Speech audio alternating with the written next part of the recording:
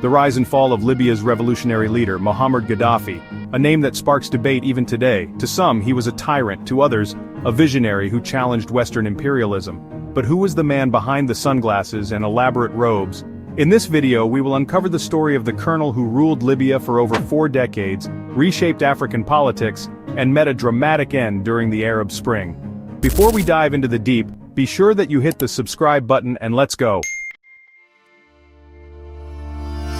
Mohammed Gaddafi was born in 1942 in a Bedouin tent in the desert near Sirte, Libya, when the country was still under Italian rule.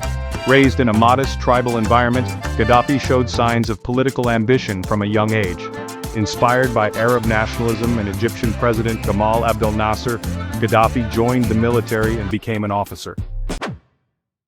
Then in 1969, at just 27 years old, he led a bloodless coup that overthrew King Idris I and established the Libyan Arab Republic. Gaddafi was charismatic, ideological, and unpredictable. He rejected both Western capitalism and Soviet communism, instead pushing his own political philosophy, laid out in his infamous Green Book. Gaddafi called his system Jamahiriya, or State of the Masses. He claimed to give power to local councils and eliminate traditional government structures, but in practice he ruled with an iron grip. He nationalized oil, dramatically increasing Libya's wealth. Healthcare and education became free, infrastructure developed, but dissent was brutally crushed. Political opponents were jailed, tortured, or disappeared. His regime was marked by paranoia. He constantly shuffled his inner circle and was famously guarded by an all-female bodyguard unit, known as the Amazonian Guard.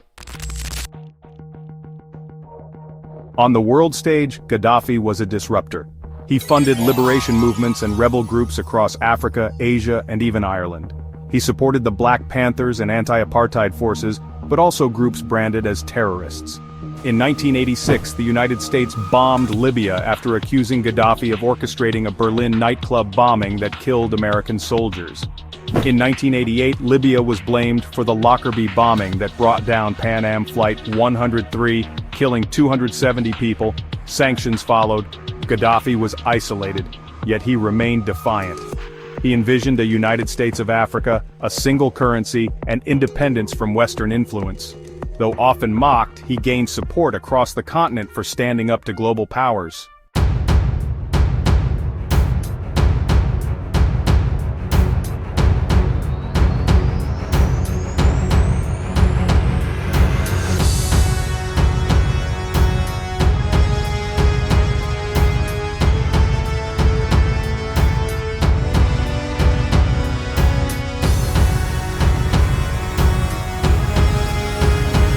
Unrest simmered. In 2011, the Arab Spring spread like wildfire. Protests erupted across the Middle East and North Africa. In Libya, it turned into a full-blown civil war. Gaddafi vowed to die a martyr, refusing to step down. NATO intervened, supporting the rebels. The once untouchable leader was soon on the run. On October 20, 2011, Gaddafi was captured and killed by rebel fighters in Sirte, his hometown. It was a brutal, chaotic end for a man who had ruled for 42 years. Today, Libya remains fractured, its fate uncertain. Some Libyans remember Gaddafi as a dictator who hoarded wealth and crushed opposition. Others recall a time of stability, free education, and national pride.